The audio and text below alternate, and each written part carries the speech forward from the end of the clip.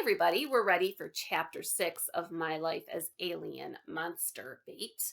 It is called A Day Off or an Off Day. I spent the rest of Superstardom day one in the wardrobe trailer. It was hot and sticky and cramped. Not exactly the kind of glamour I was expecting. With Gertrude on the fritz, not to mention Chad, we wouldn't start filming until Monday.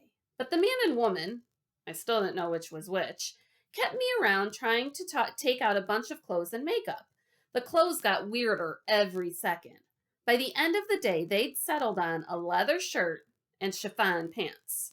I'd say that about covers it for weird, wouldn't you?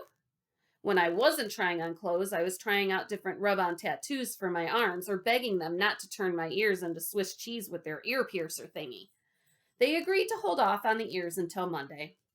They didn't agree to hold off on cutting and dyeing my hair.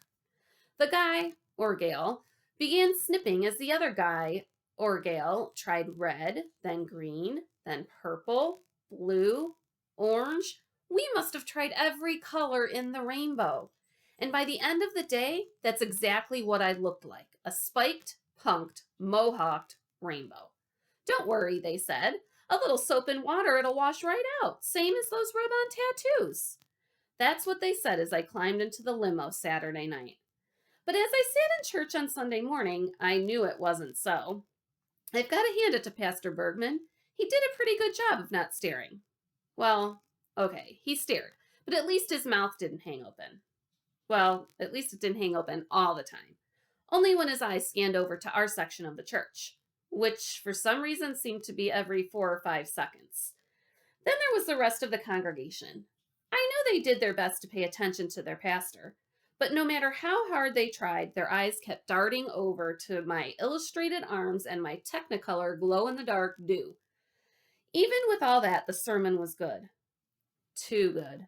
Pastor Bergman read something out of the New Testament about how we shouldn't treat some people as more important than others. My dear brothers, you are believers in our glorious Lord Jesus Christ. So never think that some people are more important than others. Suppose someone comes into your church meeting wearing some very nice clothes and a gold ring. At the same time, a poor man comes in wearing old, dirty clothes. You show special attention to the one wearing nice clothes. You say, please sit here in this good seat. But you say to the poor man, stand over there, or sit on the floor by my feet. What are you doing? You're making one more important than the other. With evil thoughts, you're deciding which person is better. I was glad he wasn't talking about me. Who did I know that was all that rich? Come to think of it, who did I know that was all that poor? Then I got to thinking about Melissa Sue Averis and the way she'd been treating me all special and everything since I got a part in the movie. Come to think of it, she wasn't the only one who'd been treating me special. Everybody from Reptile Man to Brock to Wall Street, even Dad had been treating me special. True, I wasn't rich, but wasn't being famous kind of the same thing? Weren't they getting all buddies with me for the same reason? Because suddenly I was somebody? I mean, they used to treat Wally the dorkoid like a bad case of the flu. But now that I was Wally the superstar, I was everybody's friend. The thought kind of made me mad. It's like they weren't treating me nice because of me. They were treating me nice because I had a part in the movie. But I didn't get too worked up about how they were acting because pretty soon I got to thinking about how I was acting. Not how I'd been acting toward them, but toward Opera. Wasn't I kind of doing the same thing? Wasn't I treating Opera like one of those poor people Pastor Bergman was talking about?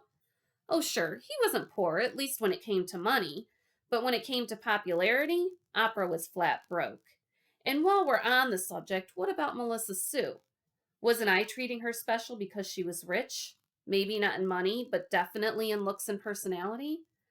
Pastor Bergman kept preaching, and I kept feeling more and more uncomfortable. It had nothing to do with the color of my hair or the tattoos on my arms. It had everything to do with that still small voice. That still small voice that kept saying something was wrong. That still small voice that kept getting louder and louder the more Pastor Bergman preached. But it would take a lot more than a small voice to get me to change. Tomorrow is my big day. My real big day. Chapter 7 is called And Action. So we'll see tomorrow what happens in chapter 7. Have a good day, everyone.